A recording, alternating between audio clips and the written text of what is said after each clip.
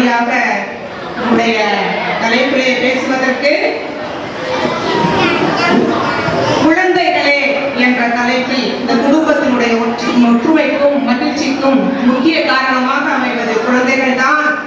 அப்பா இல்லை, அம்மா இல்லை, தாத்தா பாட்டி இல்லை, குழந்தைகள் தான் காரணம் என்று பேசுவதற்காக ஷிபாயா அவர்களை செந்தமிழ் என்னும் தலையை சூற்றி செம்மாது நிற்கும் என் தமிழுக்கும் ஈன்ற பொழுதின் பெரிதுவுக்கும் தன் மகனை சான்றோர் என கேட்ட என்னும் பொருளுக்கிணங்க தன் தாயை பெருமைப்படுத்தி வீற்றிருக்கும் ஆன்றோர் சான்றோருக்கும் மற்ற அனைத்து நல்லுள்ளங்களுக்கும் என் பணிவான காலை வணக்கம், மதிய வணக்கம். உலகில் உள்ள உயிரினங்களில் சிந்திக்கும் திறனும் அதை செயல்படுத்தும் திறனும் கொண்ட இனம் மனித இனம். இந்த மனித இனத்தில் கிடைக்கும் ஒரு வரம் குழந்தை பருவம். குழந்தை பருவத்தில் அப்படி என்ன இருக்கிறது?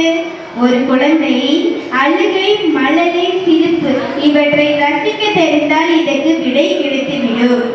குடும்பத்தில் குழந்தைகள் அன்பையும் மகிழ்ச்சியையும் கொண்டு வருவதுடன் நல்ல ஒழுக்கம், சுய கட்டுப்பாடு, சமூக பழக்க வழக்கங்கள், பொறுப்புணர்வு மற்றும் குடும்ப உறவுகளை வலுப்படுத்துவதில் முக்கிய பங்கு வகிக்கிறார்கள்.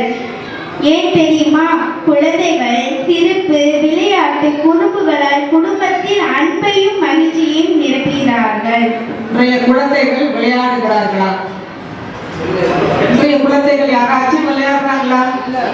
உங்களுக்கு அந்த கல்லு வச்சு விளையாட தெரியுமா? 5 கல்லு வச்சு பல்லாங்குழி விளையாட தெரியுமா? அந்த சில்லு போட்டு நொண்டி விளையாட தெரியுமா? குழந்தைகள் விளையாடுவதே இல்லை. விளையாடுவது எல்லாம் செல்போனில் தான் விளையாடுகிறார்கள். கண்ணு போகிறது, காது போகிறது. இந்த காதுல ஒண்ணு வச்சிருக்கிறோம்ல, அது ஃபுல்லா அந்த பக்கத்துல உள்ள மூளை நரம்பை பாதிக்கும். தெரிந்து கொள்ளுங்கள். சிரிப்பது, கண்களை பார்த்து பழகுவது, பெரியவர்களிடம் பிணைப்பை உருவாக்குவது போன்ற சமூக மற்றும் உணர்ச்சி பூர்வமான வளர்ச்சியை அவர்கள் வெளிப்படுத்துகிறார்கள்.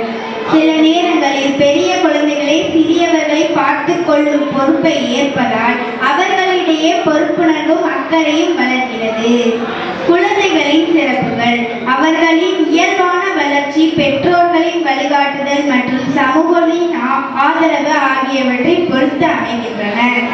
குழந்தைகள் என்பவர்கள் ஒரு வீட்டுக்கு கட்டப்பட்ட சலங்கங்கள் என்று ஒரு கவிஞர் சொன்னார்.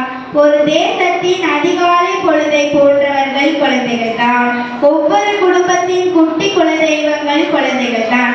ஆகவே தாத்தா பாட்டிக்கும் தாய் தந்தைக்கும் அன்பான உறவுக்கும் பிடித்தவர்களுக்கும் குழந்தைகள் தான். அந்த குடும்பத்தில் ஒற்றுமையை விளைவிப்பதும் குழந்தைகள் தான்.